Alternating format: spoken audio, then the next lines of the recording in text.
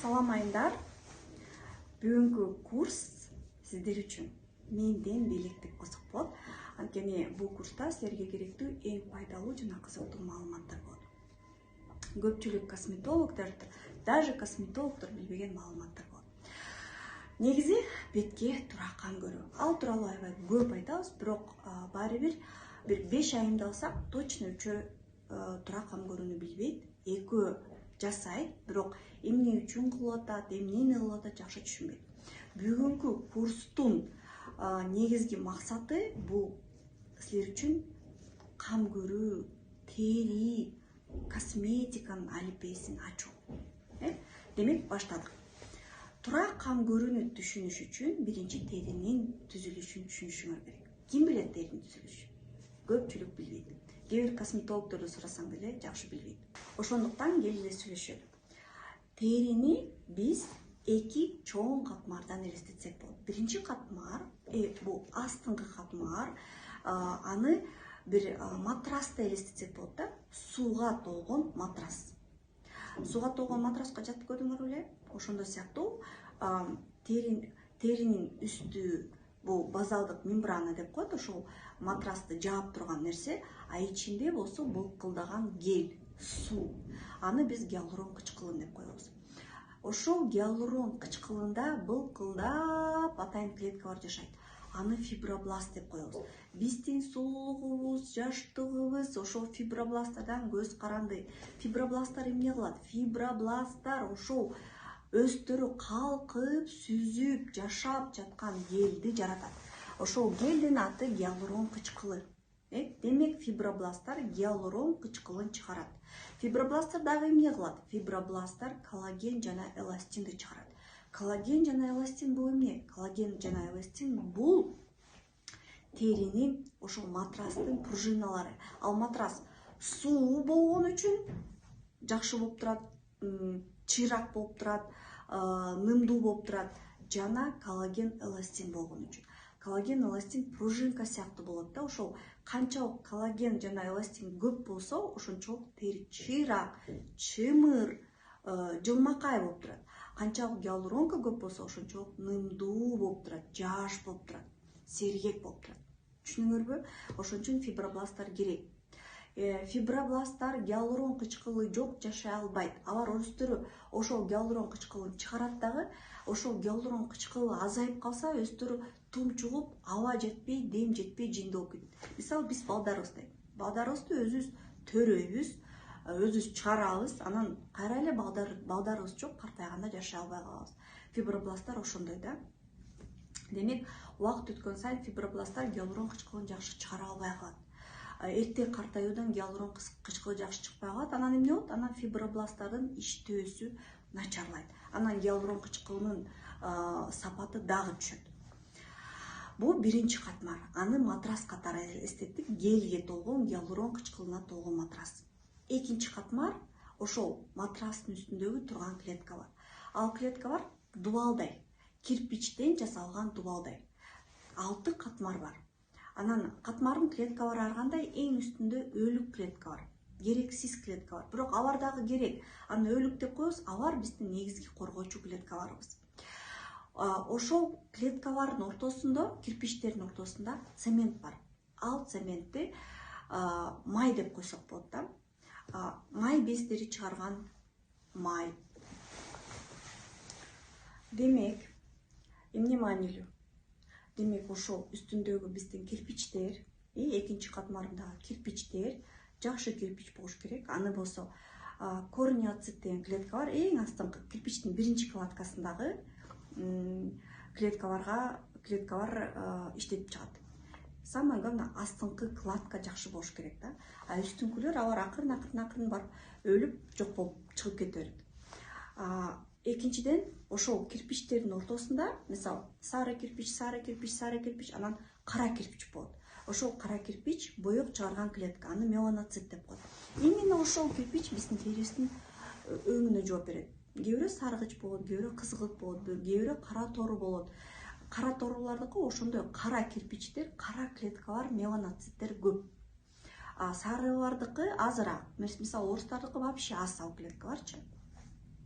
Ал меланоциттер эмне үчүн керек? Ал меланоциттер бизди коргоо үчүн керек. Мисалы сары адам кып-кызыл болуп күйүп калат, териси кадимкидей күйүп сыйрылат. Кара торулар көп күйбөйт, алар просто өңдөрү өзгөрүп калат, бирок күйүк болбойт. Ошон үчүн бизге жанагындай меланин боек бизге керек.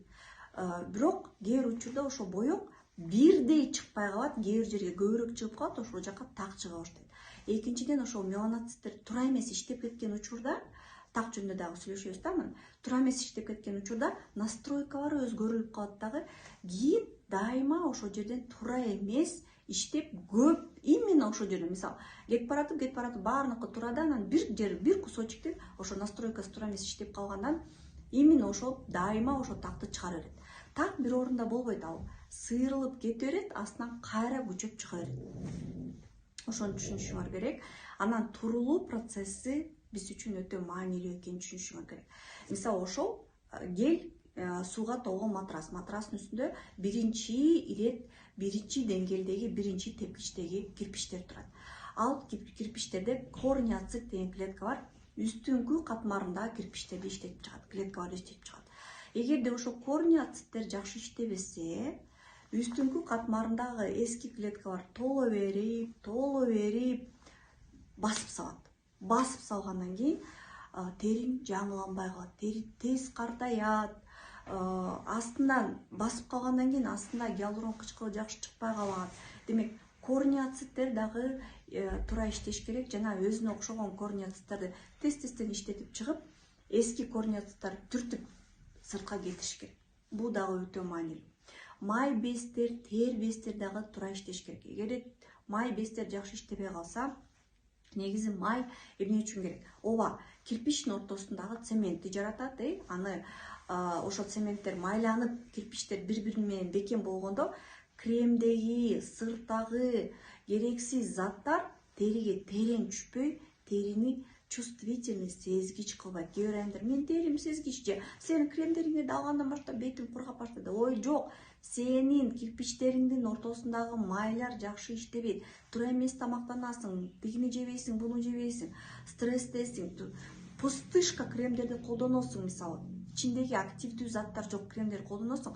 Жанагы ортодогу цементтин өлгөн, анан биздин кремдердеги активдүү заттар терең түшүп кетип, мисалы, үстүңкү катмарындагы иштей турган терең зат, жакшы заттар терең түшүп кетип, териңди козгоп атат. Бул убактылуу, просто тамактанганыңды алайт, тигини витаминдерди ич жана кремдерди туура колдоно бер.